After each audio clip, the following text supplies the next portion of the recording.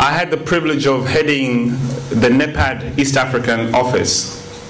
Many of you know about NEPAD, the New Partnership for Africa's Development, an initiative to try to jumpstart the continent's development that was spearheaded by a handful of heads of state from Africa, and particularly your own president, His Excellency Thabo Mbeki. One day I was sitting in the office in Nairobi and I was expecting someone to come and see me. And I had not told the secretary that I would be having an appointment. So she comes into my office and says, "There's somebody in the boardroom to see you."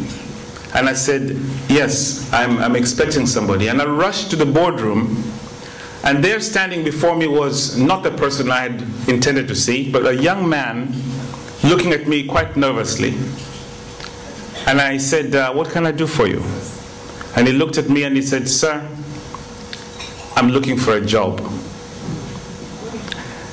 Now my first instinct, my first impulse was to say, I'm sorry, we don't have anything right now. Give me your papers or leave them at the desk. We'll get back in touch with you. Which is really often a lie.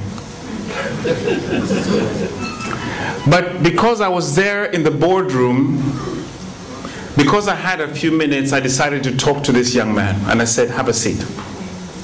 And he sat down and I asked him, "What kind of job are you looking for?" The young man looked at me and he said, "Mr. Ondeng, I'll take any job." And I thought, no, maybe you didn't understand my question. Maybe you need any job now, but what are you pursuing? What do you want? What are you aiming for? He looked at me, he looked down, and as I looked at him, a well-presented young man, his papers presented a well-educated young man whom I thought should be on the cutting edge of our young people who are progressing and going forward. He shook his head and said, "Sir, I will do anything." So I thought, let me try a third time. And I said, "You're not talking to the human resource person or the secretary.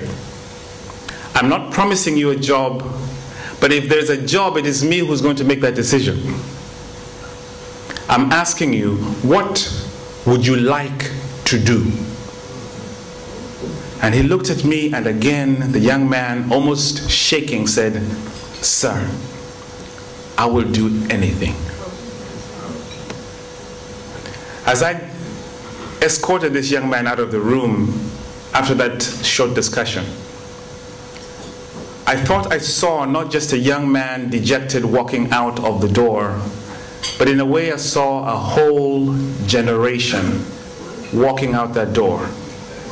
And that picture stood in my mind for a long time as I wondered, and over the period as I have reflected on the issues of our continent, I've asked myself, what is it that has brought this young man and his generation to a point that they cannot even dare to dream, even in the face of an opportunity?